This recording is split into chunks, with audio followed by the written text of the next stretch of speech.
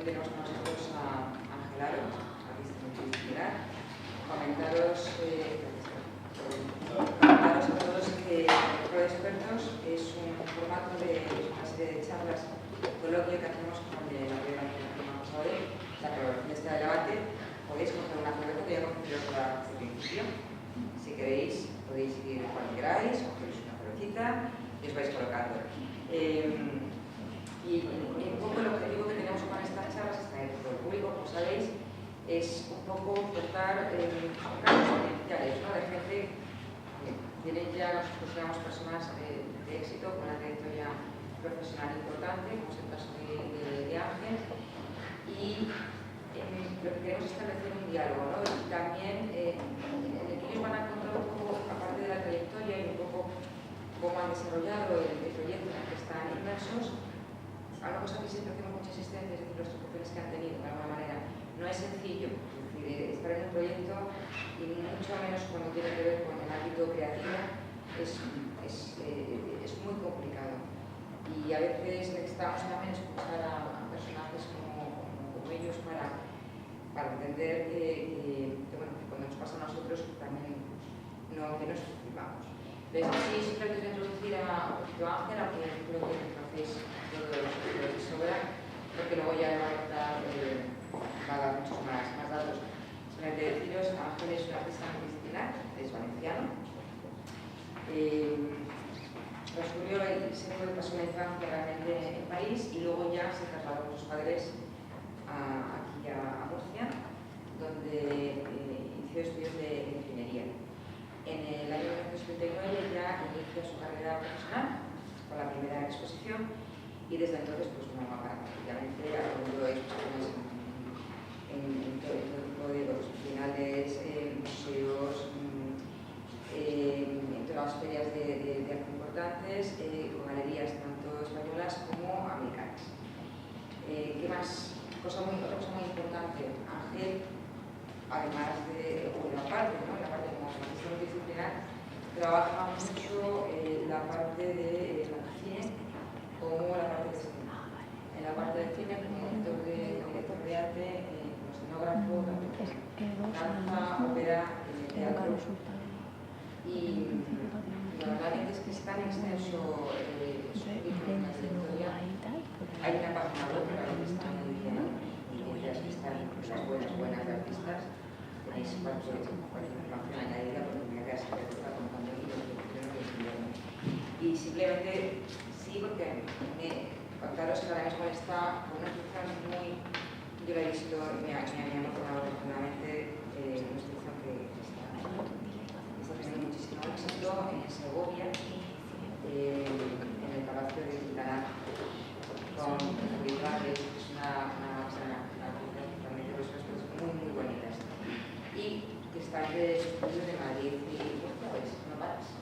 Ya simplemente os voy a dejar con él. Vamos a hablar de los procesos, de todo el proceso de creación, pero ya creo que os lo cuento. Muchas gracias a todos. Bueno, gracias Isabel. Gracias por estar aquí esta tarde. Yo vengo a contaros un poco mi experiencia como artista, pero enfocando la cuestión hacia el lado de la producción, ¿no? Cómo se produce una obra de arte más allá de lo que entendemos por un artista en el sentido tradicional, un pintor, un dibujante, etc., ¿no?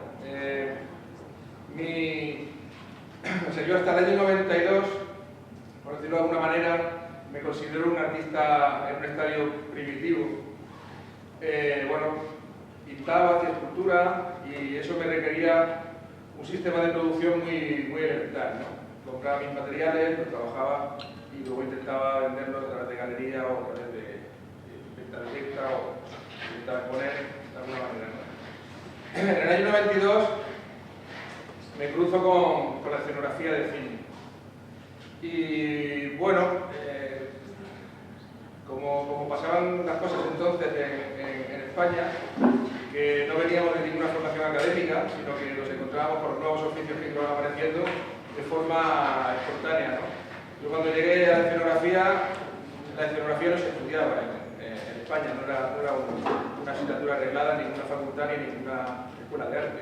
Simplemente estaban, digamos, la vieja escuela de escenógrafos, de cine, que estaban en Madrid y de teatro, y eran gente que digamos, casi pasaban de padres a hijos en unos oficios que eran puramente artesanales, ¿no? En aquel momento empezamos a trabajar ciertos artistas en colaboración con directores de escena y directores de cine, ¿no? De nuestra generación, obviamente. Yo mi primera película la hice con Juan Chumilla, fue El infierno prometido. Fue una experiencia maravillosa y caótica, entre otras cosas porque el 80% del equipo era la primera vez que hacía una película. Y entonces, imaginaros lo que podría ser eso, ¿no? A mí ahora mismo pensarlo me da vértigo, pero entonces nos metimos y la hicimos como ocurrió, pero lo hicimos. Pero bueno, fue mi primera experiencia con la producción en el sentido de qué hacemos con lo que tenemos, ¿no? Y había que hacer mucho y teníamos poco.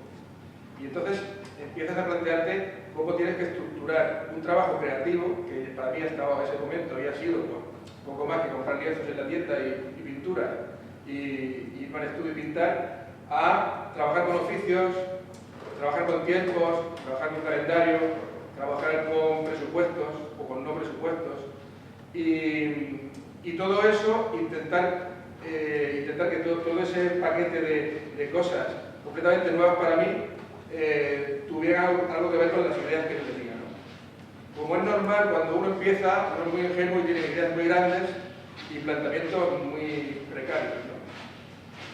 En ese momento me di cuenta que tenía que tirar de algún recurso que yo tuviera personal, porque si no, no podía conocer. Aquello no era pintar un cuadro, aquello era algo mucho más, quizás creativamente no tan complejo como pintar un cuadro. Para mí pintar un cuadro sigue siendo el proceso más complejo de todas las cosas que yo he hecho en mi vida y que seguiré haciendo. O sea, cada vez que me enfrento a un cuadro siento un vértigo que ya no siento con ningún proceso, por grande que sea, ¿no? Pero ya no hablo del plano puramente emocional, creativo o intuitivo, sino de un plano práctico, ¿no? Yo, sin saberlo, ya había tenido una experiencia de producción previa en mi vida, y es que yo me eduqué en un taller de carpintería metálica y forja. Mi padre tenía un taller de cerrajería y pues ayudaba los fines de semana y las vacaciones, hasta tal punto que poco a poco me fui convirtiendo en una especie de encargado del taller, ¿no? Por lo tanto, mi padre me daba una serie de medidas y de cotas para hacer, no sé, puertas, ventanas, rejas, etc. Yo tenía que distribuir el trabajo entre los trabajadores del taller. Y eso, efectivamente, me había dado cierto entrenamiento a la hora de estructurar un trabajo. Pero claro, tardé en darme cuenta que eso me podía servir para el ámbito creativo. Yo pensaba que eran dos cuestiones completamente separadas. Cuando empecé a aplicar, digamos, los sistemas de trabajo del taller, de alguna manera, a mi sistema de trabajo en la creación plástica aplicada, me di cuenta que algunas de las cosas las empezaba a solucionar, ¿no? Porque efectivamente, al fin y al cabo era lo mismo. Yo tenía que llegar a un fin estético, y para ese fin estético tenía que contar con ciertos oficios, tenía un calendario de tiempo que es, por cierto, el cine es el mejor aprendizaje para eso. O sea, yo al cine le agradezco haberme desarrollado la agilidad y la capacidad de reaccionar en muy poco tiempo para conseguir soluciones eficaces, ¿no? Es un entrenamiento casi militar. Y eso después a mí me ha servido mucho, ¿no? Entonces empecé a aplicar esos procesos. Bueno, tengo que decir como anécdota que en la primera película de Juan Chumilla acabamos toda la película, y cuando hice mi segunda película, que fue Paco mi padre con Benito Raval, un semidocumental de la vida de Paco Raval, en la segunda película me enteré que en cine había una cosa que se llama partes de rodaje. pero la primera nadie me dijo que eso existía, ¿no? Pero es que nadie del equipo sabía que eso existía. Después yo no sé O sea, yo después he trabajado siempre con un parte de rodaje, obviamente, pero la gente que se acerca al cine sabrá que es imposible hacerlo sin eso. Pues nosotros hicimos la primera película sin ningún parte de rodaje. Parte de rodaje es lo que te dice al día siguiente qué vestuario va a haber, qué escenografía va a haber, qué localización va a haber, a qué hora estás allí, qué equipo va a haber, qué luces. Pues nosotros llevábamos todo en varios camiones, todo, lo de toda la película, y entonces nos plantábamos en un sitio, abríamos el guión y decíamos, hoy rodamos esto, y entonces bajábamos lo que hacía falta, ¿no? Eso era nuestro sistema de trabajo. Pero bueno, efectivamente eso no podía durar mucho tiempo porque no tenía mucho sentido. Entonces poco a poco, digamos que fui aplicando ese proceso a ya cosas más particulares. También es verdad que mi trabajo creativo se fue ampliando y duplicando, ¿no? Pasé puramente a hacer un trabajo de pintor. Yo a día de hoy ya no me considero exclusivamente pintor, aunque sigo reconociendo que es digamos, el crisol y donde suceden las ideas más nucleares de mi universo estético. Se crean en la pintura, pero la aplicación es mucho más extensa, ¿no? Entonces, cuando yo trabajo, por ejemplo, trabajé en el cine desde el 92 hasta el 98, 99, y ya no pude más. El cine es un medio, si trabajas en el cine profesional, producciones profesionales, es un medio agotador. Necesita fuerza, juventud y en aquellos tiempos adictivos, además, porque la gente del cine tiene que trabajar, no sé, 20 horas al día y necesitas unas condiciones físicas muy especiales, ¿no? A mí me admira cuando veo gente muy mayor trabajando en cine, porque me parece que es como ver un soldado viejo, ¿no? Es una cosa bastante... No aparenta cuando nos sentamos en la butaca y vemos una película, no aparenta el trabajo que tiene ese medio. Y entonces, como la escena siempre me ha interesado, porque me parece que yo soy un artista social, quiero decir, en el sentido de que me gusta mucho la soledad del estudio, me interesa mucho trabajar conmigo mismo, pero necesito mucho estar implicado con equipos. Quizá porque desde muy joven he tenido esa relación y echo de menos, cuando estoy mucho tiempo en mi estudio trabajando, echo de menos una relación profesional con otros oficios, amigos o gente que esté cerca de mi mundo. De hecho, si no la tengo, llamo a amigos y hago una reunión en el estudio y comparto cosas, ¿no? Como no me quería desvincular de la escena, de pronto encontré un medio que era menos rentable económicamente, porque el cine es verdad que hubo un momento que era un medio muy duro, pero que se ganaba bastante dinero, y a mí, en un momento de mi vida donde el arte no me daba ni para sobrevivir, me salvó la vida, ¿no? Y siempre le estaré agradecido, pero necesitaba un medio que tuviera que ver con la escena, pero que no fuera tan duro, porque yo sabía que me iba a contar. Y aparte, reconozco que creativamente el cine me iba mermando. Yo confieso que en el cine he aprendido pocas cosas creativas, pocas cosas. Entre otras cosas porque en el tipo de producción en las que yo estaba en ese momento, que era una producciones de la escena española, pues eran comedias de situación o pequeños thrillers, pero que eran actualidad urbana, prácticamente. Lo que al final hacía que un escenógrafo fuera poco más que un buscamuebles, por decirlo de una forma gráfica. Y a mí me apetecía hacer algo más, que no fuera eso. Yo recuerdo cómo nos peleábamos los equipos de escenografía por Madrid, recuerdo los equipos de decoradores de Almodóvar en los traperos de Baúl y disputándonos los muebles, ¿no? Entonces, es que todos íbamos a los mismos sitios, y cuando se vino Ikea, se abrió Ikea, pues todos íbamos a Ikea. O sea, porque al final la producción era muy precaria, necesitábamos solucionar muy rápido y entonces eso, nos tirábamos buscando muebles todos los días. Pero como yo quería, digamos, llevar ese trabajo más cerca de mi posición como artista, tenía otras inquietudes, pues a mí, de pronto el teatro me parecía que era una simbiosis perfecta de esos dos mundos, ¿no? Había producción, había equipo, pero también el proceso del teatro es más sabroso, lo puedes degustar más. O sea, la relación con el equipo es más familiar, hay menos tensión y a la vez te da posibilidad de corregir mucho. Hay una cuestión en el teatro que a mí me apasiona, que es que tú puedes trabajar con un espacio simbólico, que las cosas son eso y pueden ser otra cosa, cosa que en el cine no. En el cine estás haciendo un trabajo naturalista, a menos que no estés en una película de fantasía o de ciencia ficción, que no es el caso, yo nunca he trabajado en ese tipo de producciones. Y entonces ahí yo me podía desarrollar mucho más como artista y podía aportar mucho más como artista.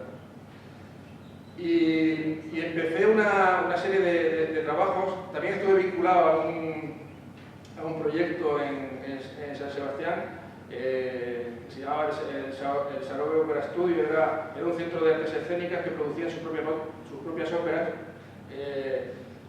eran óperas relativamente económicas, pero el formato era de ópera, con lo cual tenías posibilidad también de grandes construcciones, y a mí eso se me daba muy bien, porque la construcción no me era ajena, ¿no? La relación con estudios de ingeniería, con vestuaristas, con iluminadores, me iba enriqueciendo y yo notaba que era un mundo en el que me sentía muy cómodo. Y bueno, todo eso fue sucediendo, digamos, como con dos. Yo tenía una especie de bicefalio, ¿no? Tenía mi trabajo como artista plástico por un lado, mis exposiciones de pintura, etcétera y tal, y por otro lado tenía mi trabajo como escenógrafo. Y en el año 2014, bueno, en 2013 tuvo una oferta del Ministerio de Cultura para hacer una exposición en la Tabacalera de Madrid. La Tabacalera de Madrid, no sé si la conocéis, es un espacio gigante de 2.500 metros cuadrados, con una voz interior muy poderosa, porque todavía los muros conservan mucho de los muros y de la estructura y de las texturas que se han desarrollado durante años en esos espacios, y intervenir ahí era un reto importante. Entonces, cuando me propusieron esa posibilidad, después de aceptar, me di cuenta que me había metido en un berenjenal bastante importante, ¿no? Importante por muchísimas razones. Una, porque de entrada era una muy buena casa de presentación en Madrid que se podía volver en mi contra. Porque claro, 2.500 metros, quiero decir, como espectador tienes que poder aguantarlo. O sea, no es lo mismo que entrar a una sala pequeña. Y tú tienes que poder hacer que ese espectador recorra aquello y no se le venga la sala encima, ¿no? Y entonces me di cuenta enseguida que yo tenía que decir, para acometer aquel trabajo plástico personal, tenía que tirar, aparte de recursos estéticos y digamos de ese mundo interior que yo podía haber desarrollado, ese lenguaje que podía desarrollar durante años, tenía que tirar de mi oficio como escenógrafo, a la fuerza, porque eso me iba a permitir ocupar los espacios de una forma que yo hiciera sonar mis piezas en aquel espacio de una forma natural, que aquello funcionara. Entonces, claro, ya ahí intervino ya, digamos, un proceso de producción, pero como yo había intentado, o sea, como yo había desarrollado durante los años que había trabajado en escena, pero era la primera vez que lo iba a aplicar para una cosa mía, de autor.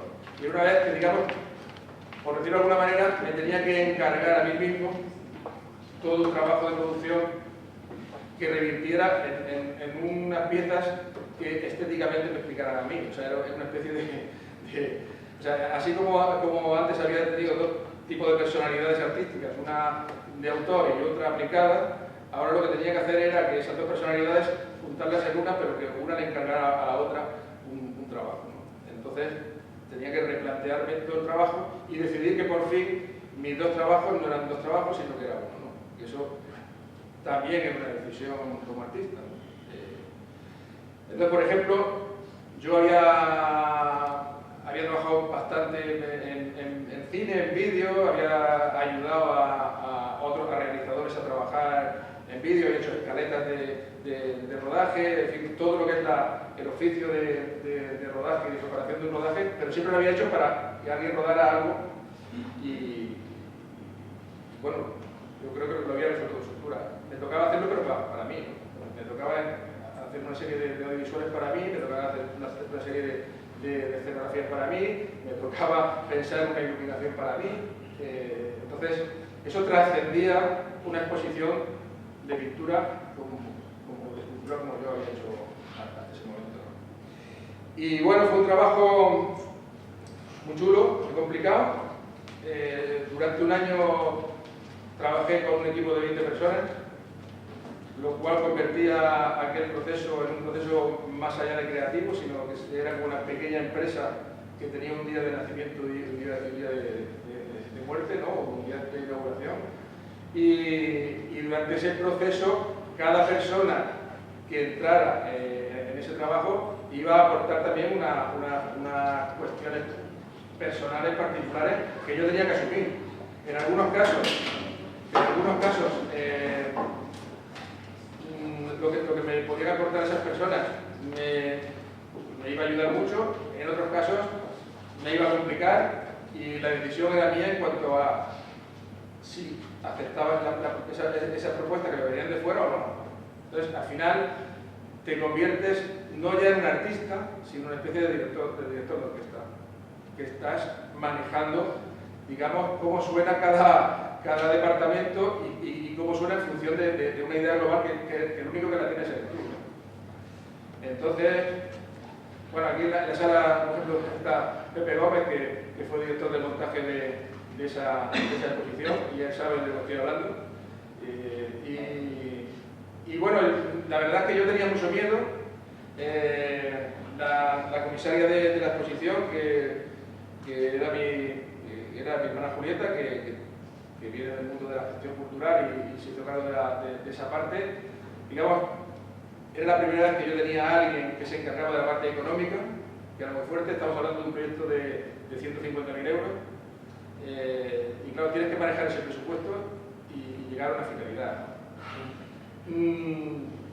Como detalle os contaré que cuando estábamos negociando con el Ministerio, digamos, temas económicos, el Ministerio nos dice que hay un presupuesto para la producción, pero que el Ministerio, por ley, no puede pagar ningún tipo de sueldo para artistas. Entonces yo me tenía que enfrentar a un trabajo de un año sin sueldo para hacer, y tampoco podía hacer la exposición por las tardes después del trabajo, o sea, tenía que dedicarme plenamente, ¿no? Como en España todavía no tenemos una ley de mecenazgo que permita que yo me pueda ir con un proyecto a una empresa, pedir un dinero y que esa empresa se pueda desgravar ese dinero y que a mí me ayude a acabar el proyecto, pues me tuve que buscar mis mañas y implicar a otra empresa externa que por lo menos pagara mi sueldo. Lo digo porque son detalles que a veces me parecen muy creativos, pero son fundamentales. Porque si yo no hubiera tenido ese sueldo, yo no hubiera podido hacer esa pieza, que luego puede ser todo lo poética que tú quieras, pero no hubiera existido directamente. Entonces, a veces muchos artistas no quieren por pudor relacionar, digamos, esa parte poética, esa capacidad creativa con temas tan prosaicos como el dinero, la producción, los plazos, pero es que en el mundo que vivimos eso es fundamental sí o sí. O sea, la idea del artista encerrado en su guardilla y tal murió, no va a volver a existir. No va a volver a existir. Y no sé si para bien o para mal, pero es así. Entonces, más vale ponerse las pilas, lo digo para la gente más joven, y entender que el mundo en el que se trata es ese, y que ellos van a ser sus propios productores, ¿no? Bueno, pues desarrollamos toda la exposición. La verdad que fue a pesar de los problemas obviamente que tuvimos, técnicos, pero humanamente fue una experiencia muy enriquecedora.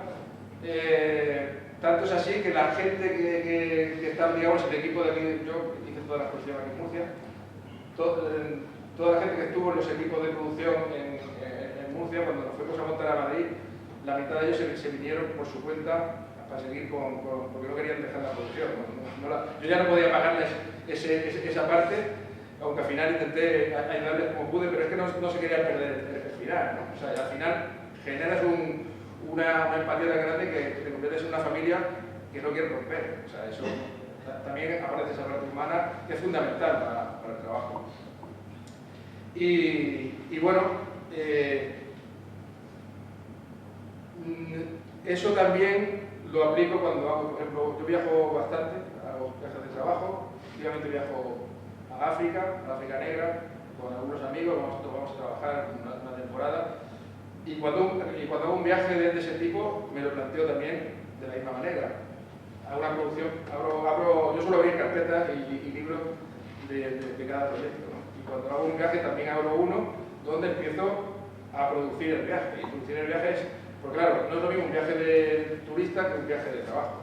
Tienes que contar con que vas un grupo de gente, tienes que transportar materiales, tienes que llegar a un país, tienes que alquilar un vehículo, tienes que alquilar una vivienda que te sirva para poder trabajar, tienes que transportar eso, víveres, etcétera, tiempo.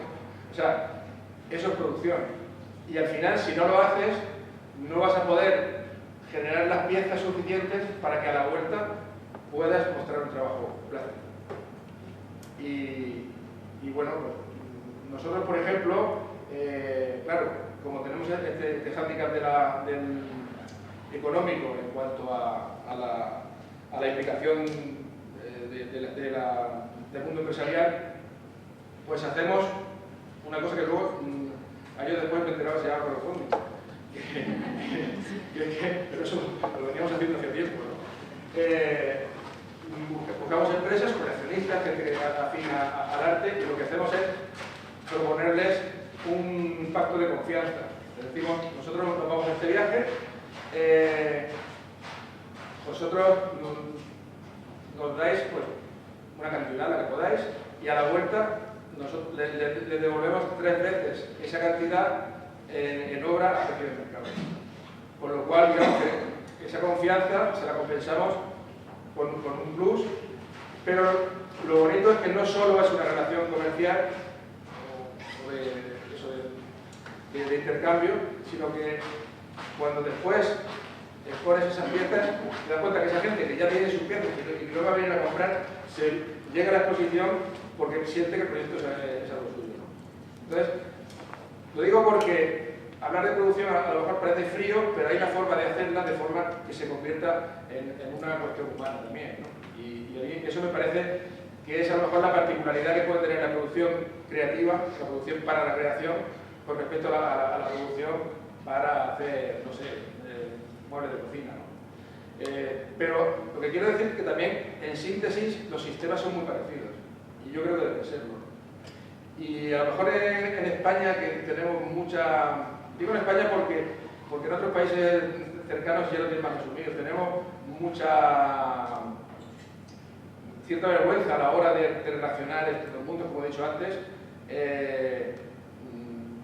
Yo pienso que en mi generación había como más miedo a vincular sistemas de producción, o por lo menos se ocultaban, ¿no?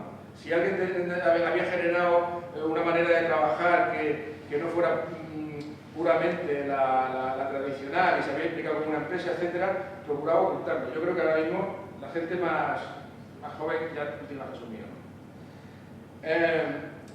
Bueno, todo esto que estoy contando, si os apetece, os pongo algunas imágenes y os digo algunos ejemplos cómo lo he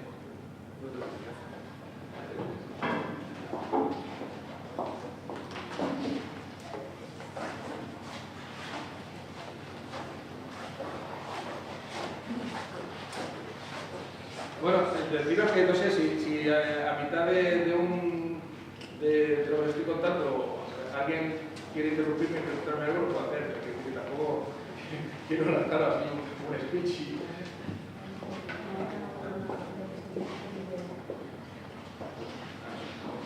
Bueno, otra cosa importante, ahora que es la página web. Yo pienso que hoy en día un artista que haga un trabajo profesional necesita un escaparate al mundo, y ese escaparate es la web.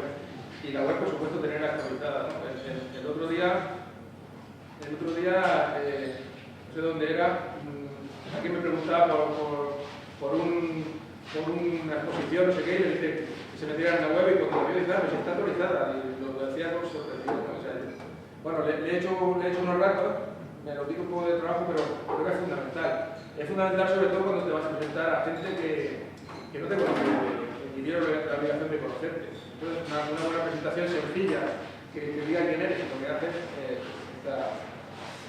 Entonces, bueno, yo aquí os voy a enseñar alguna cosa. Esta es la exposición de la que os he hablado, se llamaba La Tregua. No sé si se ve.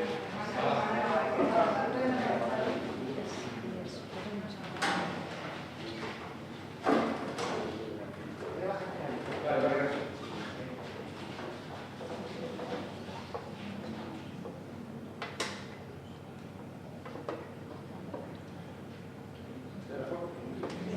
Bueno, como os comenté, esta intervención se hizo en la Tabacalera de Madrid. Esta es la primera sala, la sala de entrada. Entonces, bueno, era un recorrido emocional por una serie de piezas. La premisa que me puse era que en cada sala solo iba a haber una pieza, como si fuera un diapasón que sonara y que generara un espacio. Esta pieza se llamaba Aventura, era la primera pieza inicial. Es un barco, es un atunero que compré en Cabo de Palo. La pieza está partida en tres partes. Tiene un espacio sonoro que se diseñó con un ingeniero de sonido en Valencia. Entonces entrabas y era como estar en el interior de un espacio donde alrededor pues, corrían pues, personajes, ladraban perros, caían tromba de agua, etc. Entonces creaba un espacio muy escenográfico. De hecho, esta exposición me la iluminó. Yo pedí para iluminar la exposición que se podía llamar un iluminador de escena y me lo aceptaron. La iluminó Pedro Yagüe, que por cierto, un villano que trabaja toda la vida en Madrid y ilumina habitualmente en el Real, en el Teatro Español, etc. Es un súper profesional, un personaje excepcional, que me ayudó mucho a ubicar las piezas. Porque, como os digo, era una exposición donde yo quería también trabajar desde la escena. Y bueno, por ejemplo, ¿cómo se produce esta pieza? Pues esta pieza, yo tenía la idea de empezar con un naufragio. Fue un poco la premisa, digamos, artística, ¿no? Me apetecía empezar este recorrido emocional con un naufragio. Un poco hablar del signo de los tiempos, ¿no? Empezamos siempre con un naufragio y vamos intentando reconstruir. Y claro, yo quería meter un barco, pero no sabía qué barco. Entonces empecé a buscar, empecé a tirar cables, empecé a sondear y al final un amigo me dice, he visto un barco completamente destrozado en un solar cerca de Cabo de Palo. Nos fuimos a verlo y bueno, estaba hecho polvo, pero yo imaginé lo que se podía hacer con él. Pues entonces pones a arrancar la maquinaria y empiezas a buscar de quién es el barco. Poco a poco vas por el pueblo preguntando, no sé cuánto llegas. A mí me recordaba cuando hacían organizaciones del cine, ¿no? Digamos un poco así. Vas por bar, hablando con la gente del pueblo, no sé qué, te van diciendo, pues esto es fulanito, pues llama usted a esta puerta, pues al final te das por el señor, y el señor, que no entiende lo que quiere es el barco, pues recela y no sé si eres un terrorista, Al-Qaeda o ¿qué más vas a hacer eso, no? Entonces, hay una parte bonita es que le cuentas a este señor lo que vas a hacer. Y al principio no lo entiendes, pero que al final, como la gente es más sensible de lo que aparenta, o de lo que pensamos que es, pues el hecho de que es un pescador no quiere decir que no tenga sensibilidad, ¿no? Y entonces empieza a entender lo que quieres hacer con el barco. Entonces empieza a contarte la historia del barco. Y te cuenta que en el año 65, cuando su hijo nació, pues quiso tener su propio barco y entonces mandó a construir este barco y entonces te cuenta la historia del barco y te pone los pelos de punta. Y tú ya te da hasta miedo llevártelo, ¿no? Pero bueno, al final te lo vende. Y el barco, además, fue una risa, claro, porque el hombre no sabía cómo vender el barco, que parece una chatarra, pero era una chatarra que tenía emocionalmente muy connotada, ¿no? con su vida y con... Total, que al final me dice que le dé 300 euros a la trupe de marineros que tiene, para que... prefiero fantástico, ¿no? Porque no lo digo por barato, sino que yo que el hecho de que le diera dinero a los marineros para que comiera, que tuvieran una comida, pues él lo retrataba por el caso que nada, me llevé el barco con la promesa, como dice, de llevarle el catálogo y todo lo que había pasado en la construcción. Y bueno, te llevas el barco, contratas una góndola, que ya la góndola pues, te cuesta 1.500 euros, y entonces te lo traes a un taller y empiezas a meter un equipo, ya no a abrirlo, sino a limpiarlo, a repararlo, a restaurarlo y tal, y lo tiramos 4 meses limpiando y reparando el barco. Cuando ya tienes el barco listo, el día que nos vamos para Madrid, pues tienes que preparar otra góndola que se lo lleva y preparar allí, o sea, cortar una calle, hablar con el ayuntamiento, cortar calles, preparar un equipo de policía, pues claro, tú vas a descargar una cosa que pesa, cada pieza pesaba 700 kilos, entonces tienes que tener cierta seguridad. Entonces ya empiezas a implicarte eso, con policía, con el ayuntamiento, con un técnico que tiene que hacer la descarga, con una plataforma que recibe el barco y que tiene que entrar dentro de la sala, porque el suelo se nos rompía, ¿de acuerdo?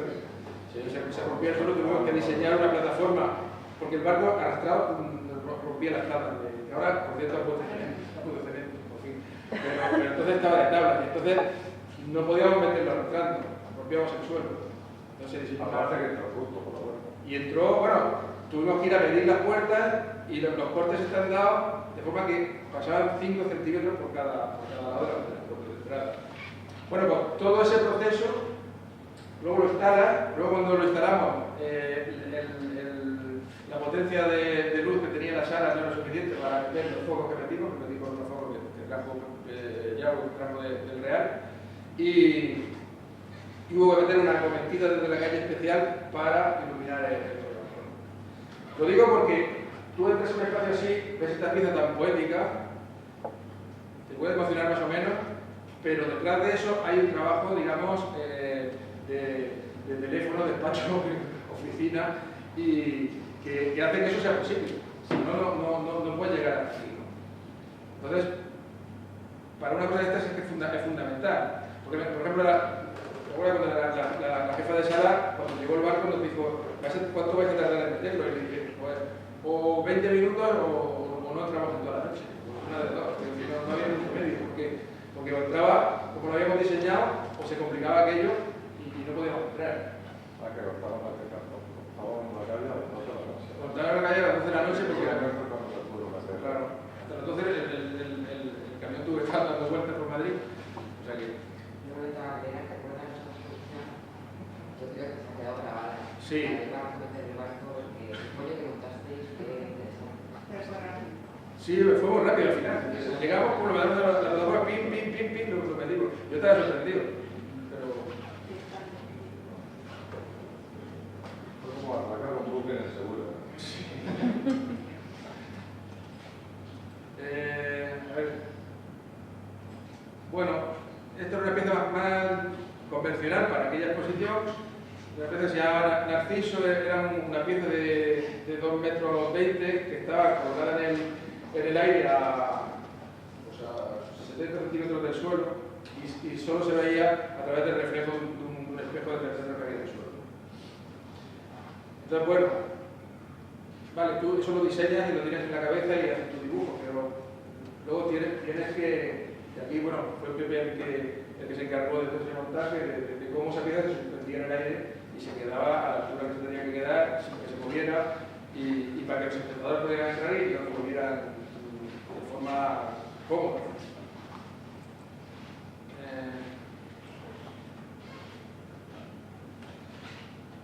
Por ejemplo, esta pieza, que es una pieza pictórica, pero es una pieza que tiene 32 metros de largo. Todo el pasillo de Tabaquera mide 32 metros. Entonces yo cogí papeles de acuarela del 70%, los uní y hice era una mancha de tinta china negra como un gesto japonés, pero de 32 metros. Entonces claro, yo esto lo he hecho muchas veces en el papel. sí, papeles, pero 32 metros tienes que correr por ellos, físicamente. Y tú no, y no tienes el recipiente de pintura, de tinta no lo tienes al lado. Entonces, me acuerdo con Carlos, que era el ayudante, que ensayamos cómo se iba a pintar la pieza, lo ensayamos como si fuera un ballet varias veces. O sea, él iba detrás de mí con un cacharro con agua para que el peso fuera el mismo, y yo con la herramienta intentando hacer los gestos que iba a hacer, porque el papel primero lo mojábamos y entonces había que empezar a pintar por un lado y acabar por otro y procurar que no se te secara en el proceso, ¿no? Entonces, claro, al principio veíamos que no salía, que con el tiempo que tardábamos, si empezabas por una punta, cuando llegabas a la otra, el papel estaba seco. Y entonces, bueno, aquí el problema fue ese y el sitio donde se iba a pintar. Yo empecé a plantearlo en mi estudio, pero en mi estudio no cabía directamente, y no era una cosa que pudiera hacer por parte. Pues al final tuve que buscar, y en el jardín de un amigo, limpiándolo todo, pues tuvimos que instalar las piezas y hacerlo allí, esperar un día que no hiciera mucho aire y no pasara nada, y poder hacer la pieza. Todo eso, digamos que al final es lo que hace que puedas hacerlo, porque si te equivocas en uno de los procesos, de pronto o el papel se seca, o viene un golpe de viento y se lo lleva, o sea, te quedas clavado y has tirado a la basura 85 pliegos de un papel bastante caro que no te sirve para nada, ¿no? Entonces, bueno, ahí hay un... O sea, sí, ya hubo algunas cosas que se tiraron durante el proceso por fallos, y eso económicamente te merma un proyecto, porque ese dinero lo necesitas para trabajar. Si empiezas a gastar en pruebas, al final acabas sin recursos, ¿no?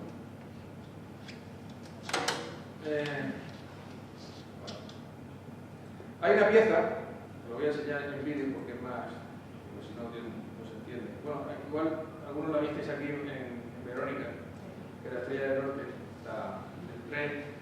Esa pieza, que fue la más costosa en todos los sentidos, no solo de económico, sino también de trabajo, es un tren que va proyectando una serie de imágenes. Entonces es una pieza que previamente tuvo una producción audiovisual, donde yo quería que el tren proyectara, o sea, todo esto viene de una idea de infancia, ¿no? O sea, para ver de pronto cómo uno se puede devolver cuando uno ya ha llegado a cierta edad, digamos, hacerte regalo de hacer algo que tú soñaste hacer de pequeño pero no podías hacer.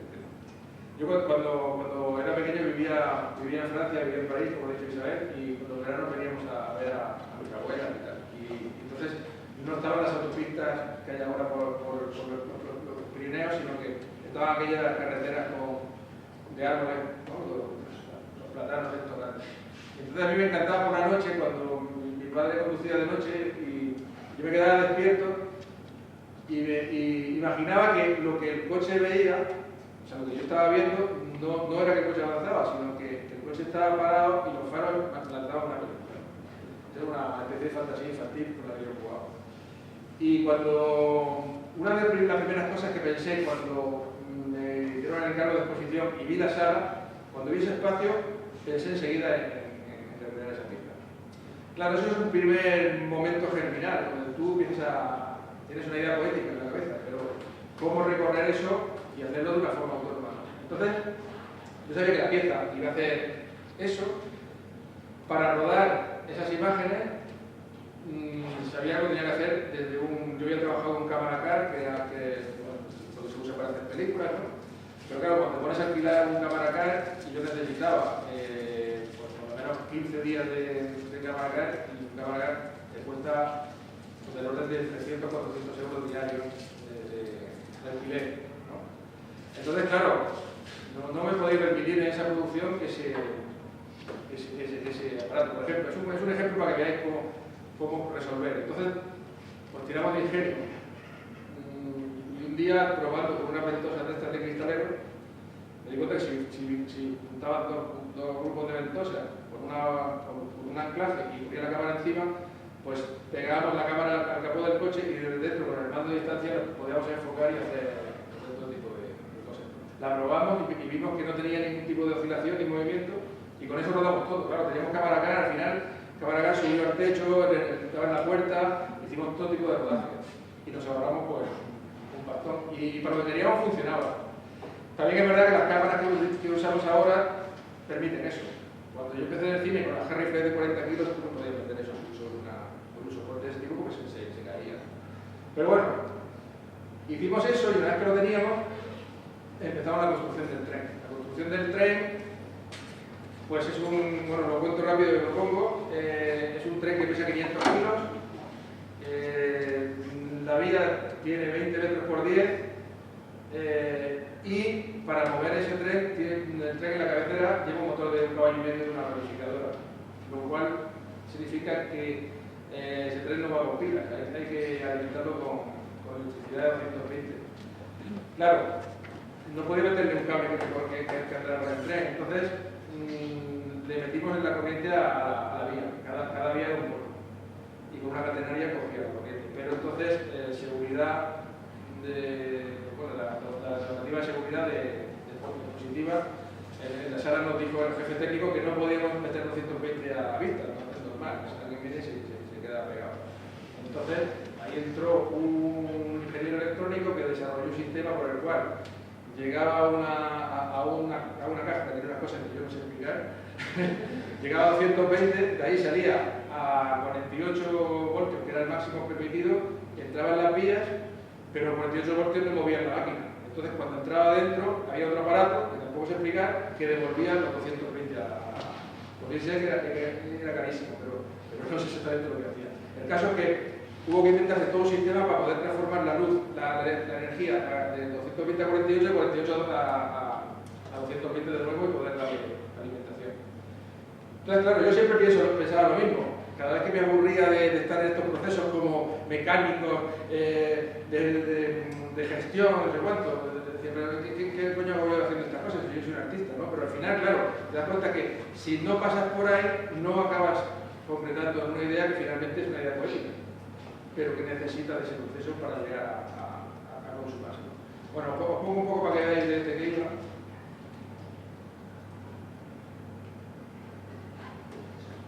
La música que vais a oír era una pieza original que llevaba el tren insertada.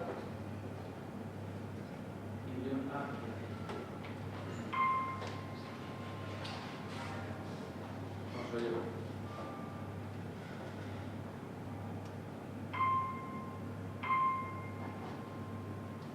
Entonces, esa es la proyección que lleva el tren en la cabeza. Y esas son las imágenes que, claro, al recorrer el espacio se va transformando tanto la forma como el tamaño de la proyección.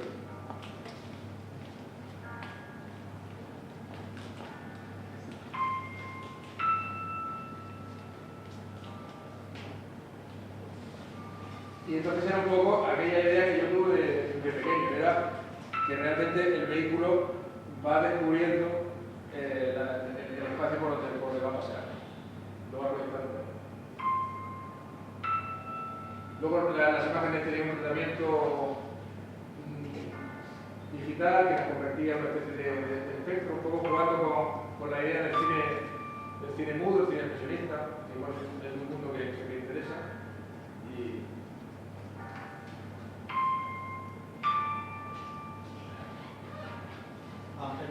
¿Y los elementos, los vagones? Los hice yo. ¿Que hay distintos elementos? ¿Tenían algún relato? Sí, bueno, yo quería contar, la pieza se llama Estrella del Norte y es un... Bueno, veréis que había una proyección lateral. Bueno, sí, las piezas del tren tienen que ver. Intenté, una vez que había decidido que era, porque en un principio yo quería que fuera un vehículo, yo no sabía qué vehículo iba a ser, pero me parecía muy soso recurrir a un coche, porque era un elemento solo. Entonces el tren me parecía que tenía una poética mayor y funcionaba mucho mejor con el espacio, lo tenía más soportable.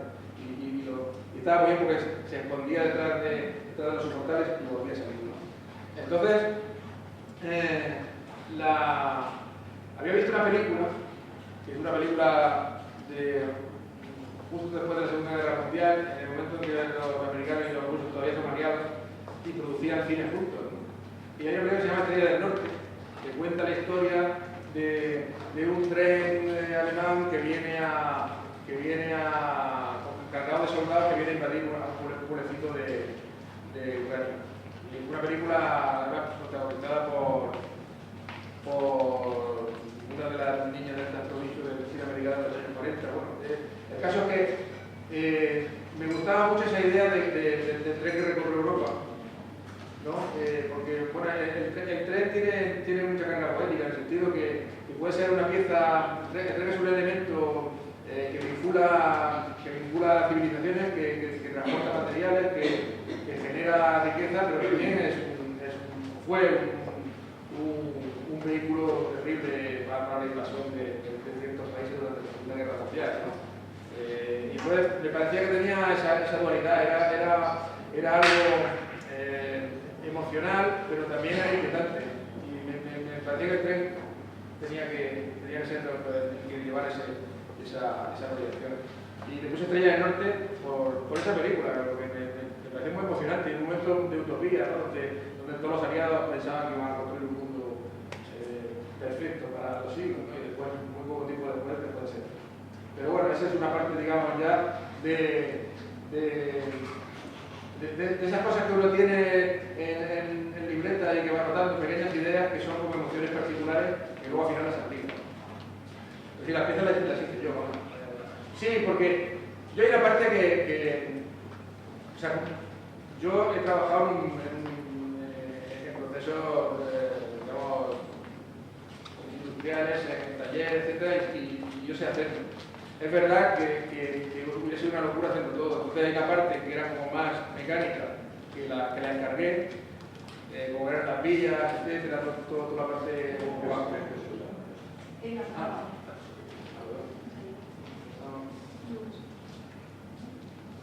Pero luego la parte, digamos, de los vagones, que eran más escultóricos y más... prefería hacerlo yo. Yo creo que hay ciertas cosas que uno tiene que hacerlas a mano, porque le da una impronta que es muy difícil de encargar.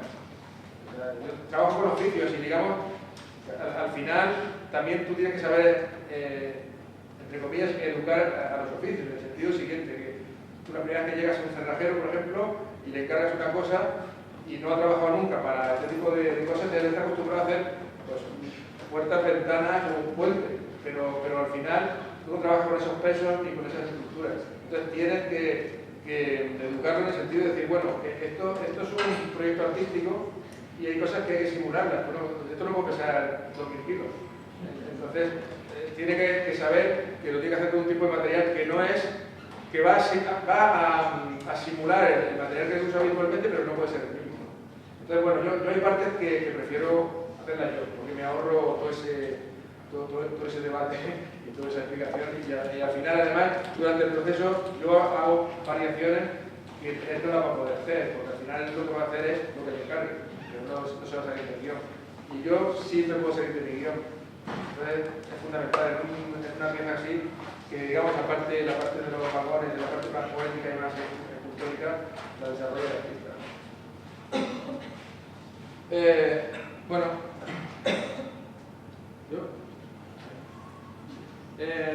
os voy a enseñar un par de ejemplos más y si queréis empezar. No sé cómo es.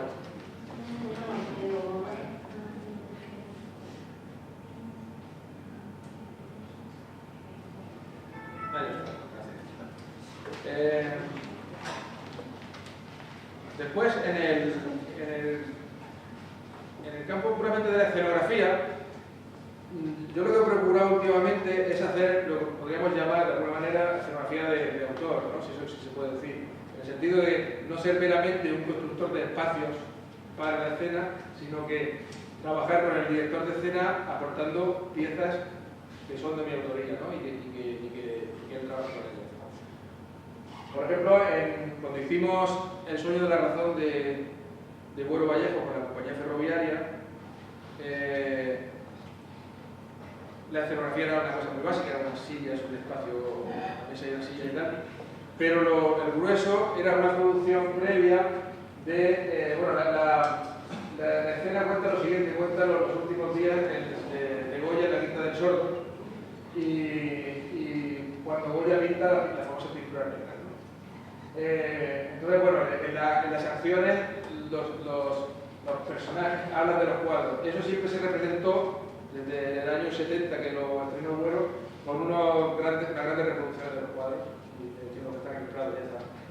Entonces, bueno, pensando cómo darle una vuelta, se nos ocurrió otro reto, que era filmar esos cuadros, hacerlos en vídeo con actores, como un tablao vivant, y entonces, pues bueno, hicimos un estudio de cada pieza, tanto de iluminación, de vestuario, y de movimiento, o sea, qué significaba cada cuadro o qué había escrito, y para hicimos un trabajo de investigación importante, y entonces desarrollamos cada pieza en función de toda la información que teníamos.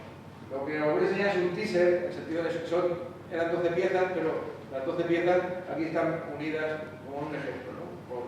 Pero bueno, vais a ver, bueno, os enseño cómo aparece en escena, para que veáis, ¿veis? Están hablando y los vídeos están moviéndose en el fondo.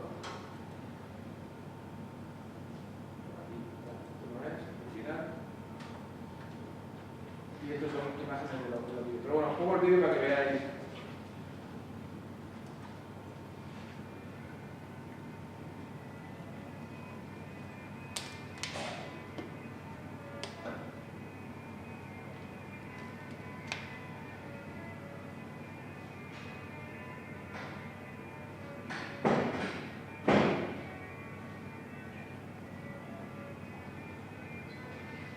Esto está rodado sobre un fondo croma. Entonces montamos las escenas con un croma donde se iba rodando, algunas veces se rodaba la escena entera, otras veces por partes. Por ejemplo, aquí el macho cabrío está rodada parte de las brujas. Y los fondos son los fondos pintados por mí, que luego se insertaron en postproducción, ¿no?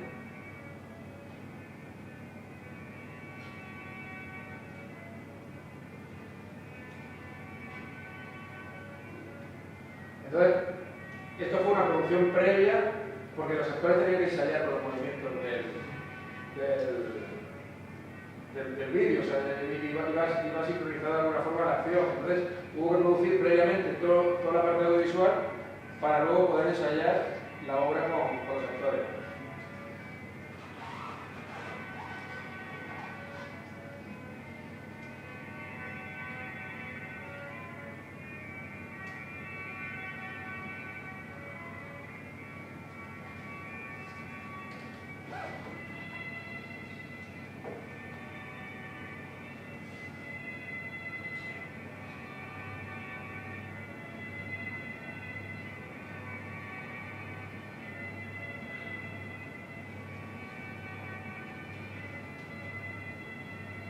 Bueno, entonces este es otro tipo de trabajo, donde tienes que echar mano pues, un poco de toda la metodología de cine, ¿no? Te tienes que hacer una escaleta, 10 de rodaje, cuando entre vestuario, cuando entre iluminación, un trabajo de equipo que tiene que ver con el centro del cine. Pero al final el resultado es una pieza artística creativa que se aplica a otra pieza creativa que es una obra de teatro. Y bueno, por último os puedo enseñar otra cosa.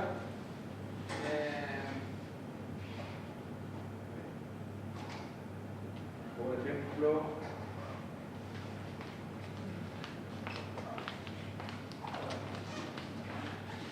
esto hace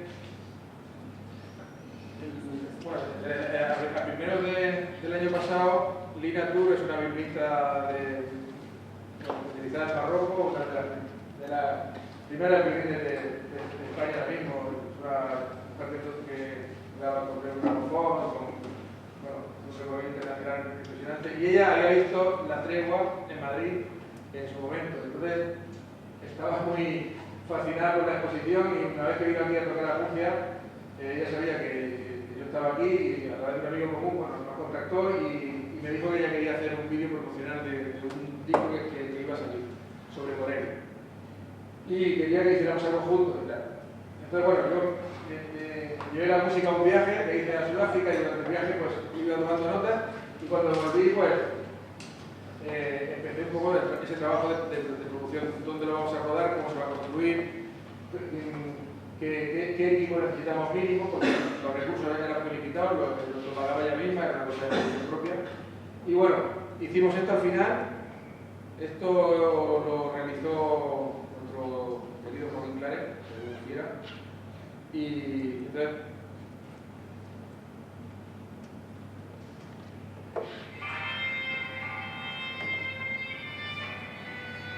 esto se hizo debajo en el Págara, se colgó en el Págara.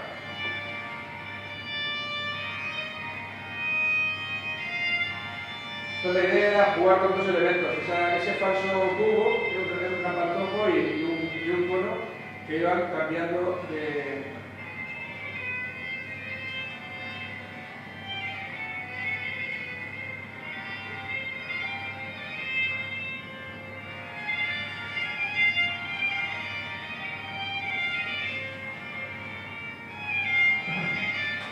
Lo voy a pasar más adelante porque no puedo largo para que veáis. De todas todo esto en mi web, lo podéis ver cuando queráis. Para que veáis los cambios de...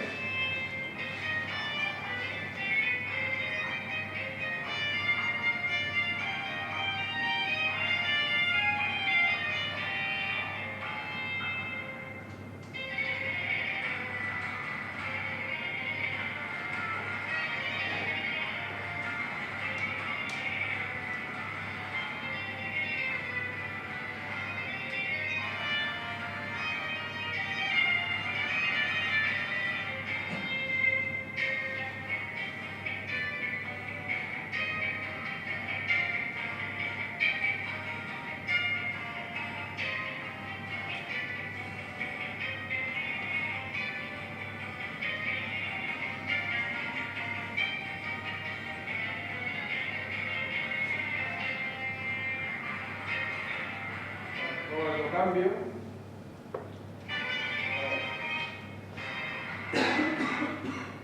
Lo pongo así un poco corrido porque si no me quedo 12 minutos.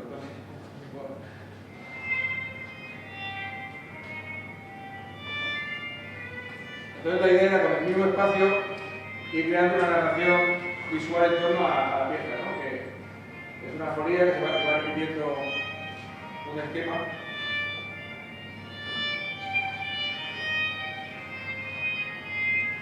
Luego cambiaba, vamos con las sombras, y luego el cuadro empezaba a ser invadido por una plástica así un poco más contemporánea.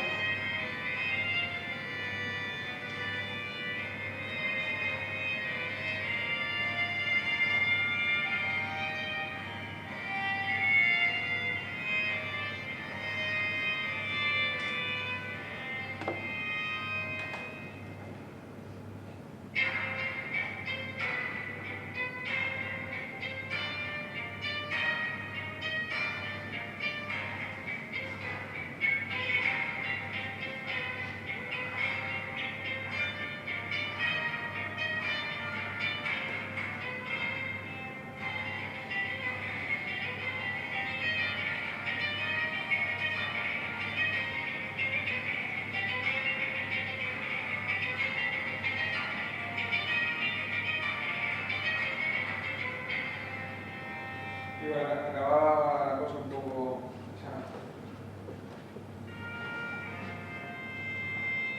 Esta fue una petición de la violinista, yo no quería salir en el vídeo, pero se empeñó en... Luego la idea final era como cerrar el espacio, ¿no?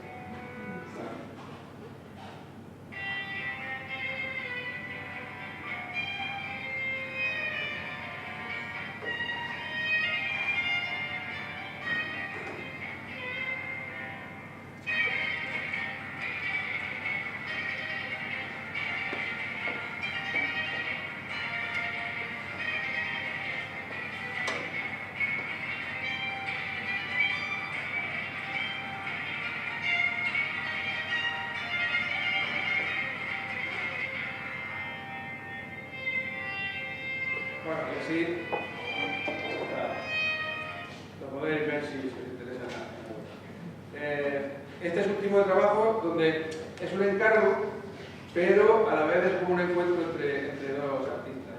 Y bueno, pues también requiere una producción en el sentido de hay que construir la escenografía, hay que buscar iluminación, hay que buscar vestuario, operadores, el espacio donde se va a rodar y muchas veces entrar en coproducción, en este caso se produjo con el Centro Párraga. Bueno, al final se traduce todo a eso, a calendario y presupuesto. Y el presupuesto consta de dos partes para un artista. Lo que tengas en dinero, lo que puedas hacer de acopio de dinero, y una parte que es el crédito personal. Quiero decir, yo muchas veces tiro de oficios, que son casi amigos, porque previamente pues, me han pedido algo y se lo he hecho, y entonces pues, me deben una, ¿no? Y viceversa. Entonces muchas veces eso también hay que computarlo como parte de la producción, o sea, porque se llama trabajo en especie, o sea, que cuesta dinero aunque a ti no te cueste pagarlo, pero previamente te ha costado un trabajo que vas a intercambiar, ¿no? Y bueno, sí, sobre todo hay una cosa importante, un poco para acabar, y ya pasamos un poco a debate con la pregunta. Hay una cosa importante. Yo creo que jamás era, o sea, lo que es mi experiencia, ¿no? No hay que cometer nunca el error de tener una gran idea que no puedes acometer, porque creo que es lo peor que puedes hacer. Porque al final vas a hacer un gran desastre. O sea, es decir, más vale reducir un poco la idea artística y llegar más lejos. A mí me gusta mucho cómo producen en general el mundo anglosajón, ¿no? Sobre todo los norteamericanos. Y con el arte hacen una cosa que me interesa mucho. Ellos manejan ideas muy pequeñas con producciones muy grandes. Nosotros solemos hacerlo al revés. Tenemos ideas magníficas y producciones muy pequeñas. Con lo cual no llegamos a ningún sitio, ¿no? Al final, el contagio emocional no lo puedes tener, o sea, no puedes transmitirlo. Y entonces me parece que hay una anécdota de John Ford que estaba rodando, no sé si Centauros del Desierto o una de esas películas, y el productor me dijo, llevamos 2 semanas de retraso y no podemos pagarla, no podemos costearla porque la producción está limitada. Entonces John Ford cogió el guión, cogió un paquete y dijo, sí, lo arrancó y dijo, ya estamos aquí. Pero no sé si es verdad o mentira, pero está muy bien porque es una forma de ponerse al día con la producción. A lo mejor no puedo hacer una idea así, pero sí la puedo hacer así. Y entonces tengo que concentrarme primero en saber qué recursos tengo y si corresponden a la idea que tengo. Y después, si lo que tengo es más idea que recursos, tengo que comprimir la idea. No quiere decir que vayas a perder emoción, quiere decir que vas a ser más eficaz, simplemente. Y bueno, yo creo que esa es un poco mi visión de este asunto.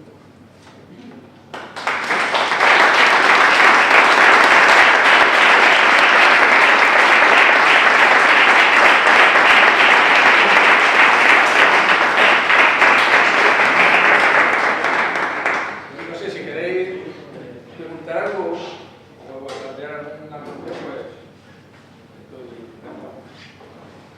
Yo quería preguntar y sobre todo comentar lo difícil que debe ser llegar a tener un equipo como carniceros, administración,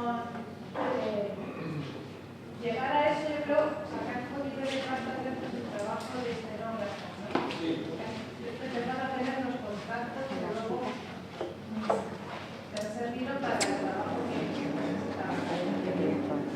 Bueno, quiero saber qué pasó de Paco y de toda esa obra también que presentaste. ¿Qué pasó? Sí, ¿qué pasó? O sea, ahora la autoría de que sigue siendo tuya es de los que te dieron el dinero, o sea... No, la autoría es mía, el artista es el autor del resultado. Sí, bueno, la autoría, yo me refiero a Mariana. ¿Dónde está ahora esa obra? ¿Quién tiene...? Pues está, el barco está en el almacén de un amigo, porque no me cabe en el estudio. O sea, que compraron la obra. No, la obra que se compró no estaba a la O sea, venta. que dieron el dinero para para producir en el ministerio tú lo puedes meter, es decir, una sala oficial no puede meter. No. Entonces tú eres ahora el encargado de a ver qué vas a hacer con todo aquello. Bueno, pues mostrándolo o que alguna claro. batería, ¿no? Lo ideal es la itinerancia. Lo que pasa es que las itinerancias son complicadas porque requiere también, económicamente, tú tienes que transportar todo eso y montarlo. Ya, aunque yo no ganara nada, pero nada más que los gastos de montaje de esa exposición, no recuerdo los gastos solo el montaje, no sé, algo costó 15.000 euros de montaje, transporte, hoteles, comida, no sé. Pero bueno, es un caso muy excepcional, porque es una exposición muy grande. Sí, pero después de hacer eso, por ejemplo, te pedirá más el cuerpo. Me pide más el cuerpo, lo que pasa es que dónde y quién te lo encarga, ¿no? Bueno, luego he hecho otras cosas, no tan grandes, pero otras cosas. Pero bueno, por ejemplo, el hacer eso, sobre todo a mí lo que me vale es porque me da una experiencia para comprender otras cosas. O sea, ya me da menos miedo las cosas. Bueno, siempre te da miedo, porque eso es la verdad. Pero bueno, ya algunas cosas las has resuelto. Y luego lo que tú dices del equipo es muy importante, pero el equipo no solo se hace con contacto, también se hace con confianza. Y en fin, el hecho de que tú puedas contar con alguien que a veces no tienes el dinero, pero el hecho sí, por eso digo que el crédito es una cosa importante. O sea, el hecho de que tú puedas contar con alguien, aunque no tengas el dinero y que esa persona esté dispuesta a hacerlo, significa que hay un grado de confianza y que confía en que no le vas a fallar. Y eso lo haces a través de años de relación. Porque no le llegas a alguien de entrada y le dices, oye, fabrícame esto y ya veremos. O sea, eso no lo vas a hacer. Entonces, yo también, es el crédito que uno tenga. Y eso te lo trabajas tú y eso sí que es humano. Esa parte es humana. O sea, no es. Otra cosa es ir con la billetera y decir, no, que quiero esto, pum, lo pago y ya está. Pero eso en el mundo artístico es difícil. No se da. Es todo difícil de llegar, precisamente. Claro. Les contesta en parte, te iba a preguntar que dónde estaba el barco, dónde estaba el tren, en definitiva dónde acababa la obra el día después en Interprete. ¿Dónde qué? ¿Dónde quedaba la obra? Bueno, la obra está en el estudio ahora mismo. Está todo guardado y ¿El tren también? ocupando mucho espacio. Pero bueno, ahí está. Lo traje a Verónica, lo monté. Pero por ejemplo, cuando lo traje a Verónica, el tren, fíjate, yo llego con el tren a Verónica. Ya estaba el tren hecho, montado, no sé cuánto.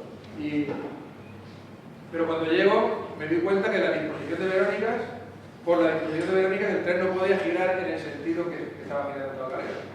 Porque si no, me perdía la posibilidad de que la proyección, o sea, me perdía la proyección grande, solamente se iba a ver la proyección muy pequeña. Entonces, hubo que darle la vuelta al sentido. Supuso un montaje de reestructurar la vía y reestructurar todo el sistema de. Porque tienes que adecuarlo a otro sitio. ¿Sabes? Sí, que eso del día que lo sacas y los pongas en otro sistema. Pero eso siempre pasa. Pero cuando vas a otro espacio, tienes que reubicarlo todo. A veces es más fácil. Por ejemplo, estábamos montando, yo me hice una maqueta de tabacalera. La maqueta era unos 50, o sea, lo tenía todo pensado. Yo me hago maquetas cuando hago una cosa espacial, me hago maquetas, ¿no? Porque lo entiendo mejor. Y lo tenía todo preparado, no sé cuánto y tal, y Pepe era jefe de montaje. Pepe le di los planos para que él se encargara del montaje. Cuando llegamos, la pieza más pesada de todas, tabacalera se tiene unos muros así. Pues la pieza más pesada de todas, que pesaba 100 y pico kilos, estaba pensada para que fuera al único panel de pladur que había en todo el espacio de Tabacalera. O sea, esas cosas de vínculo. Y entonces, claro, como era una pieza por sala, quitar esa pieza de ahí era meter otra, pero todas las posiciones se descolocaban, todas. Y al final, pues nos juntamos ahí un rato pensando con la maqueta, no sé qué, y reubicamos la pieza y reubicamos otra pieza, o sea, cambiamos 3 piezas, ¿no? Fueron 3 salas. Pero fue una decisión y mientras estaba todo el equipo ahí esperando a ver qué iba a hacer. Y claro, hay un montón de gente, hay tensión. La silla fue complicada porque La de la silla también fue complicada, la de la proyección cenital, que de pronto llegamos y esas cosas que, mira que fui veces a la galera a medir, a mirar, a no sé qué. La proyección cenital, había una sala que había una proyección cenital con una especie de corazón que latía, y era una proyección en rojo. Bueno, pues el día que estamos montando el proyector, miraba al suelo, el suelo era rojo. Yo no me acordaba que el suelo era rojo, no me había fijado, o sea, nadie me había fijado, nadie. ¿Qué hacemos? Qué locura, claro, se me ha perdido la imagen, claro, qué putada, y ahora qué tal. Y de pronto Caco, que era... por eso digo que a veces, ¿quién interviene? Fíjate, o sea, Caco era un chaval que estaba en la escuela de oficio, que vino de prácticas y que me encantó cómo funcionaba y le dije, ¿te quieres quedar para un proyecto de un año? Y se quedó, ¿no? Y lo primero que hicimos fue, vamos a limpiar el taller entero, herramienta por herramienta, para que tú sepas dónde está todo y que me puedas ayudar, ¿no? O sea, así empezamos. Y bueno, y acabó el último día montando y la inauguración, o sea que entonces estuvo todo eso. Bueno, pues él es muy callado, así como muy humilde, no sé qué, estábamos ahí, estaba la jefa de exposiciones, la directora de las exposiciones del ministerio, la jefa de sala, Pepe, no sé cuánto, estábamos todos allí a ver qué hacíamos con aquello. Y de pronto, Caco, que está ahí detrás, dice, ¿por qué no ponemos un círculo de polvo de mano? ¿No? Entonces, claro, en esos sitios hay como cierta liturgia y cierta terracos y tal. Entonces la jefa de sala lo miró como diciendo, es como se atreve, ¿no? Y entonces lo miré y dije, hostia, qué buena idea, digo, traer un saco de... y lo pusimos y funcionó. Y vino de alguien que teóricamente no es un creador, pero que tú cuando trabajas en un equipo tienes que estar con las puertas abiertas. No te puedes enrocar en que no, esto no lo he pensado yo, esto no vale. Es una tontería. O sea, y además darle a la gente la oportunidad de que cree. Yo, por ejemplo, el panel grande de mural de 32 metros, yo lo iba a poner pegado. Y Pepe dijo, no, esto va con un centímetro y medio de calle y tal. Y no sé, pues, lleva razón. O sea, quiero decir, que son cosas cuando tú eres el autor, te tienes que dejar de ayudar. Porque la gente no va a contra tuya. Pues si es un buen equipo. Y eso también genera una sinergia humana que engrasa mucho el equipo. Eso te permite que si hay un momento de crisis y te tienes que tirar 4 horas más trabajando, la gente no va a estar. O sea, eso está claro. Sí, con respecto al proyecto de la carrera, como decía lo de los recursos que te dieron, también para cualquier cosa excepto para los sueldos. Sí. Entonces, ¿nos puedes hacer alguna reflexión acerca de esto? Porque si, por ejemplo, hubieras contratado a alguien para que cogiera la brocha como tú lo coges y tú estás detrás viendo con la boca y lo contratas para hacer el trabajo artístico, él cobraría y sin embargo tú como artista no lo cobras. Sí, O sea, eso es un prejuicio. es una tontería, bueno, tontería no sé cómo definirla, pero es así. Por ejemplo, el comisario sí cobra. O sea, es decir, hay la partida de comisario que además no es optativa, o sea, tiene que haber un comisario y tiene sueldos. Sí, es un despropósito. De hecho, cuando yo, fíjate, todavía se complicó más la cosa. Cuando yo conseguí el sponsor que pagara mi sueldo, lo conseguí yo, lo único que quería esa persona, como es normal, era que su logo estuviera allí, ¿no? Que menos. Y entonces me dijeron que no, que el ministerio no quería logo ajeno. Y dije, bueno, si no me dais dinero para dar, y tampoco el señor no puede poner nada y me compliqué, o sea, ya que es como ya cortarme todas las posibilidades, ¿no? Al final pudo ser. Pero lo que tú dices es así. O sea, yo pude pagar, por ejemplo, del tren, yo construí los vagones y esa parte de construcción mía de vagones el ministerio no la pagó. Sin embargo, todos los raíles y toda la mecánica sí la pagó. Sí, es un poco absurdo, pero porque se entiende que el artista está pagado con su buen placer de hacerlo. Pero bueno, yo soy un luchador de esa causa. O sea, me parece que, y mucho menos para las instituciones, en el sentido de que su obligación es pagar el trabajo del artista, porque el trabajo artístico es un trabajo como otro trabajo, o sea, y además desarrolla ideas y aporta, o sea, es un trabajo que aporta. Entonces, hay que pagarlo, pero bueno. ¿Qué tiene que trabajar de agricultura? Sí, bueno, tengo algunas cosas en el proyecto. Una de ellas es que el año que viene, no sé qué fecha, creo octubre o noviembre, aquí voy a hacer una exposición de todo mi trabajo escénico, con maquetas, bocetos, vídeos, etcétera, un recorrido por todo lo que he hecho para la escena, donde también voy a incluir cosas de la tregua, porque es un proyecto que yo considero escénico, que no sea un encargo, sino que es mío. Y eso es una cosa que me va a llevar a mí y a la gente que ya está implicándose en el proyecto un año, porque hay que seleccionar, no puedo ponerlo todo tengo que seleccionar material y luego ver cómo se pone, cómo se enseña, ¿no? Se trata de que el espectador entienda lo que ha pasado y yo no quiero dar la visión de un escenógrafo, sino de un artista que se ha acercado a la escena, que hay muchos, ¿no? Por ejemplo, el caso de Plensa, o la Fura, o no sé, o Arroyo, que ha hecho muchas escenografías, y si lo vamos a ver, este encuentro entre la escena y los artistas es una cosa que se había hecho durante toda la historia del arte. Yo creo que incluso hasta que llegan las vanguardias históricas, o sea, los panes rusos de Diaghilev contrataban a Picasso, a Picasso, o sea, estaban todos implicados. Hay un momento que se rompe y entonces se hiperprofesionaliza la cuestión escénica. Y yo creo que en los 90, finales de los 90, empieza otra vez a haber una implicación de los artistas. Enrique Martí también ha hecho escenografía. Bueno, ya hay muchos artistas que se implican con la escena. Porque antes, fíjate, incluso la palabra escenógrafo era como, bueno, era como que no eras un artista, era, ¿sabes? Incluso había cierto pudor en decir que trabajabas en cosas escénicas. Y ahora mismo yo veo una corriente que es la contraria. Veo que mucha gente habla de lo escénico desde el arte. Porque entre otras cosas, si reflexionamos, la aportación o sea, todo está inventado, ¿no? Pero si algo nuevo ha pasado en las artes plásticas en el final del siglo pasado, el principio de este, es la manera de presentar. Yo creo que esa es la gran aportación. ¿Cómo volvemos a presentar las cosas? Tú ves una exposición de Picasso, de cómo colgaba Picasso, que era entonces top, y era un desastre.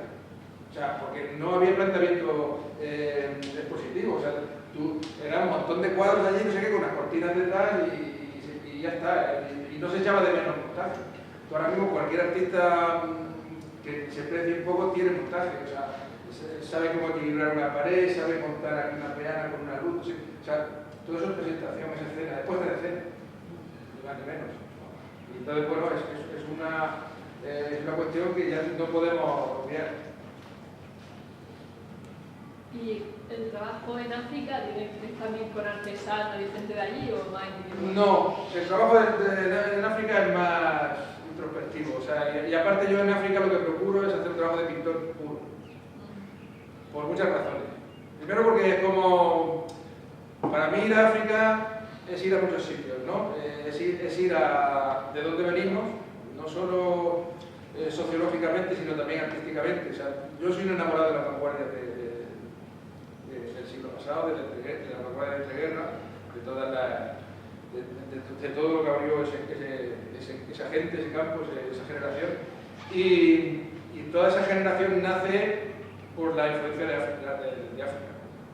Y entonces, cuando tú vas a África, empiezas a encontrarte con lo que inspiró a toda esa gente. O sea, vamos, que pasa a la fuente directamente.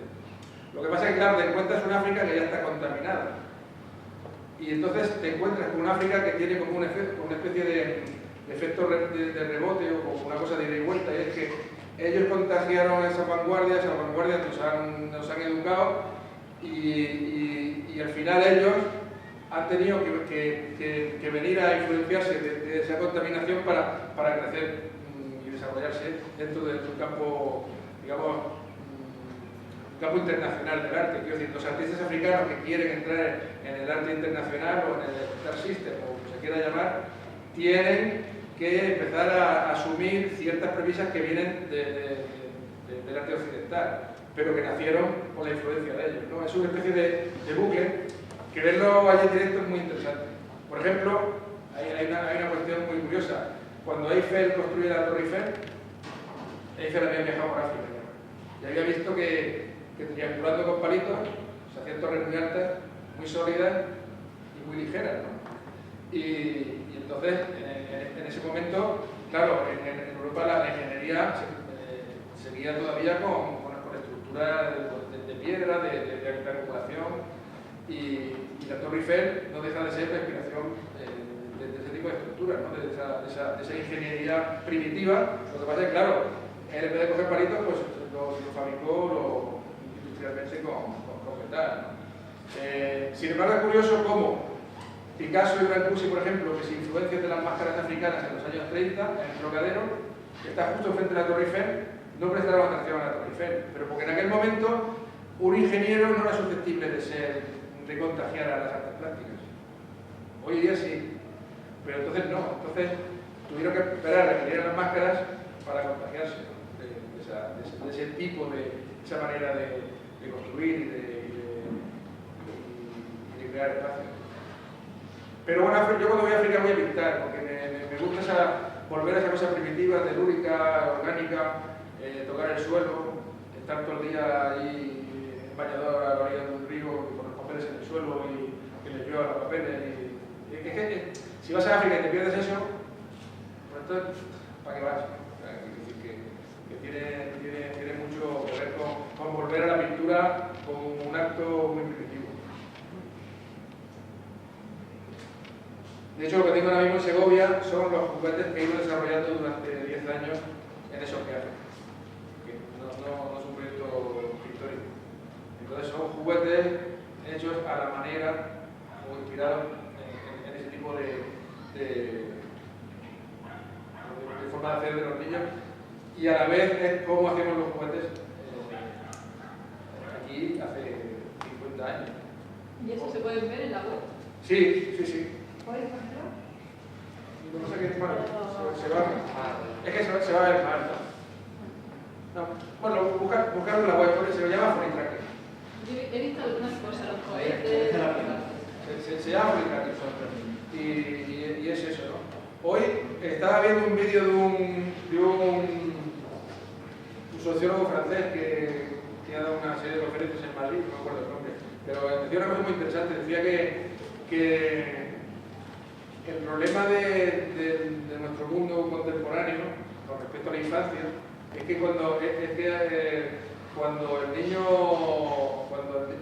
nace en nuestra sociedad, desde que nace empieza a ser considerado como un cliente. Entonces se fabrica una serie de cosas porque las va a consumir. Entonces el tema del juguete es un poco ese. O sea, cuando la industria empieza a fabricar juguetes es cuando considera que el niño es un cliente y va a consumir eso. O sea, previamente, como no se le consideraba cliente, pues el niño construye sus cosas y pues, wow, estaba como más liberado de comprar en la estructura. Y bueno, esa exposición tiene que ver con eso, con una reflexión sobre cómo se fabrican esos sitios y sobre quiénes somos de alguna manera y qué estamos haciendo. O sea, hay un aspecto crítico en la exposición, aunque yo procuro no ser un artista político, porque no me gustan los púlpitos, entonces no me gusta, digamos, evangelizar a nadie o nada, ¿no? Pero evidentemente cuando acudes a hacer un trabajo así, hay una parte crítica, aunque sea la que tú sientes cuando estás trabajando. ¿Qué le recomiendas a alguien que se inicia en el mundo del arte? ¿Qué le recomiendo? Mucha paciencia. Primero. No, sí, le recomiendo resistencia. Pero resistencia, no como se entiende ahora mismo el concepto de resistencia, digamos, como activismo político, porque eso pertenecería al área de esa persona como ciudadano, pero ahora como artista, resistencia como artista, o sea, en el sentido de que el arte es una cosa que da muchas satisfacciones muy breves y muchos momentos de insatisfacción. Entonces, si no tiene, yo conozco mucha gente que le encanta el cine, me encanta, por ejemplo, ¿no? Que es el caso típico, me encanta el cine, yo voy a hacer cine porque el cine es mi pasión. Y cuando ha hecho medio rodaje está deseando salir gritando, porque no tiene la parte. Porque el cine no es ese tipo que está en medio de los actores, o sea, es es pasar frío a las 3 de la mañana en mitad de un monte, es que de pronto se da a ver a la película, deja de volver a rodar, es que tienes un problema de producción que se acaba el dinero y te sacan un... A mí me han secuestrado en una película. Yo estoy una noche secuestrado con mi amigo Carlos Belmonte porque la productora debía 300.000 pesetas de entonces y no las pagaba y el tipo nos encerró allí y un personaje bastante peligroso y estuve otra noche allí esperando a que el productor viniera con el dinero, esperado, porque si no, y estuve otra noche. Yo quiero decir, el problema es que encontrar situaciones que no son del cine, son de la vida y que tienes que asumirlas. Entonces, resistencia sobre todo. Hombre, luego tienes que tener aptitudes, eso inevitablemente, porque si no, a mí me puede encantar la astrofísica, pero si no tengo actitudes, por mucho que me empeñe, hay que tener actitudes. Y luego otra cosa, no renegar de ninguna herramienta. Creo que eso, eso es fundamental, y más en los tiempos que corren, donde tenemos tal cantidad de herramientas que nos apabullan, y sobre todo la tecnología, que es una herramienta fantástica y peligrosísima. Lo digo porque yo cuando me compré mi primer ordenador, trabajo mucho con ordenadores, obviamente, ¿no?